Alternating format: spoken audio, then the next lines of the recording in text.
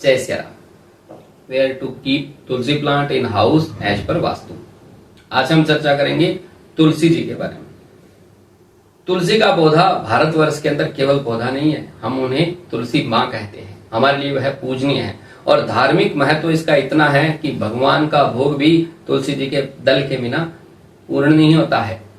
मेरे प्रिय मेरे इष्ट हनुमान जी महाराज के भोग में भी जब तुलसी दल चढ़ता है तो ही उन्हें महा संतुष्टि की प्राप्ति होती है। इसलिए तुलसी जी को केवल पौधा न समझे, ये हमारे जीवन के अंदर हर प्रकार से शुभता को, आध्यात्मिक बल को प्रदान करने वाले साक्षात ईश्वर के विग्रह के रूप में हमारे घर विराजमान है। जहां एक और तुलसी जी का धार्मिक महत्व है, वहीं दूसरी ओर तुलसी के पत्ते का औषधीय गुण भी बहुत ज्यादा है। इसलिए माता तुलसी का एक छोटा सा पौधा आप अपने घर में अवश्य लगाएं। आज के इस वीडियो में हम चर्चा कर रहे हैं कि तुलसी जी का पौधा किस तरफ लगाया जाना चाहिए और क्या क्या सावधानी हमें रखनी चाहिए। जैसे तुलसी जी औषधीय गुणों के प्रतीक है। औषधि यानी कि स्वास्थ्य की जो दिशा है वह होती है नॉर्थ नॉर्थ ईस्ट। यदि आप नॉर्थ नॉर्थ ईस्ट के अंदर तुलसी जी को प्लेस करते हैं तो आपके जीवन में जो औषधि है वो लगनी शुरू हो जाती है और सामान्यतः आप आयुर्वेदिक औषधियों से ही ठीक होना शुरू हो जाते हैं।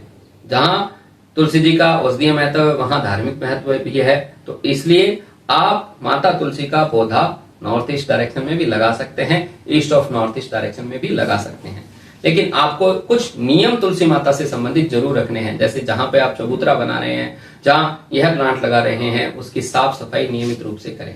वहां पे किसी भी प्रकार का कचरा ना हो।